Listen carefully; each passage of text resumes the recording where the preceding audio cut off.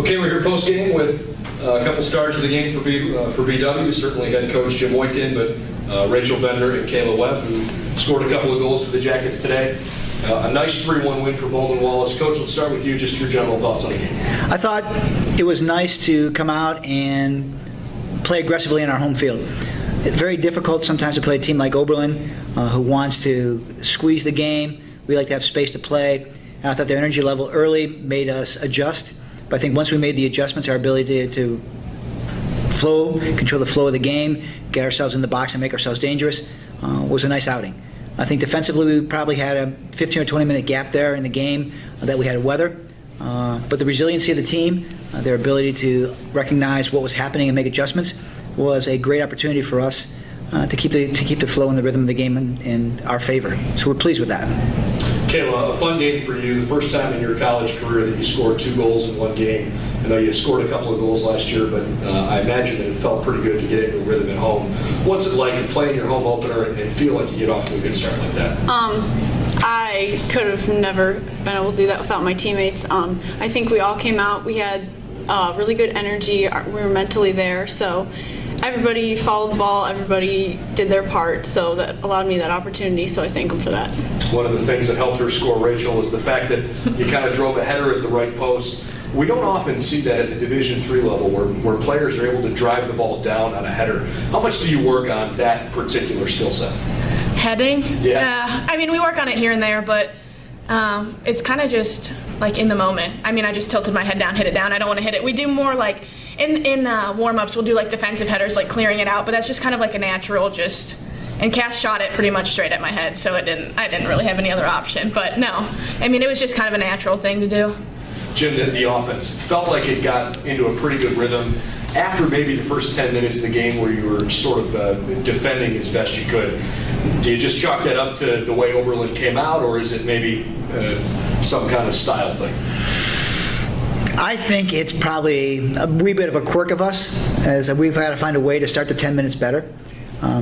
We're resilient enough that they weren't dangerous, but they took us out of our rhythm. But once we got a hold of the ball, we're very, very good in the ball. Our ability to keep possession, our ability to build rhythm, our ability to look to get in behind and force them to defend us is what we do well. So once we were able to get a hold of the ball and do that, I think it changed the nature of the game. If you notice, they tried to knock it around the first 10 minutes. If you look for the rest of the game, they went big. You know, they got the ball and said, whoop, let's play the next big ball big. Kudos to them because they battled for 90 minutes and they put us on our back foot again in the second half. So playing a quality side like that makes us have to do what we do better. It's going to make us a better team. It's going to make us, in the long run, be more competitive in conference. So that's why we play teams like Oberlin, because they're very aggressive, they're very physical, and they're very athletic. Kayla, this is a young team. You know, you graduated some talent last year, but it just feels like the roster is made up a lot of freshmen and sophomores, and yet many of them played last year, so it's not necessarily an experienced team. What's the chemistry like right now? Still early in the season as you guys try to get your feet underneath you. I'm really impressed with the freshmen, how they've stepped up and they accept our culture and they're willing to work with us. We're really accepting to them if they have open ideas, and I think it is the start of the season and we have lots of work to do, but the future's looking bright. Before we go back to Rachel, Jim, Rachel took 9 shots today, didn't score, but it felt like a lot of the balls she put in the box helped bring about goals. And I think that's one of the things about her game that's so much fun to watch. How do you see it from the sideline when one of your top forwards is constantly throwing the ball in the net? One of the most interesting things, and Rachel and I talked actually right after the game, in that regardless of the fact she didn't put one in the back of the net, she dictated the rhythm of the game. She opened things up, she made her teammates better. Every time she touched the ball, it was an opportunity for us to open them up and create opportunities for us. I thought she was special today. Sometimes you measure success by goals, but she was special today because of everything she did off the ball. So she had 9 shots, but I thought she was better even than the 9 shots indicate because her movement was never static. She disconnected the back line. They had to keep an eye on her, and they were trying to drop a second or third player on her, which allowed us to have rhythm in the front of the park. I thought she was absolutely brilliant today. Rachel, it seems like depending on the personnel on the field, sometimes you're on the left, sometimes you're on the right, but you tend to move back and forth pretty free-flowing. Do you have a side of the field you prefer, and what's the challenge in playing on one side versus the other? I think naturally people would think I prefer the right side because I'm right-footed, but I think I prefer the left side now that I've grown into it. My freshman year I played right side, only right side. Sophomore year was a mix, last year was a mix, this year, as you can see, is a mix. But being on the left side forces me to take my first step towards the goal because that's where my right foot's at and I'm right-footed. So I think it gets me more of an attacking mindset where on the right side it's kind of like towards the corner flag and then try to cut in and then try to do all that. So that's a challenge on the right side that I need to work with and become stronger with my left foot, but it's gotten there. I mean, it's a little better than it was back in sophomore year, but I don't know. I don't really have any either preference. I just got to do the same things on both sides regardless of what foot I have to use. So. Fair. How about a question for either Kayla or Rachel or both of you?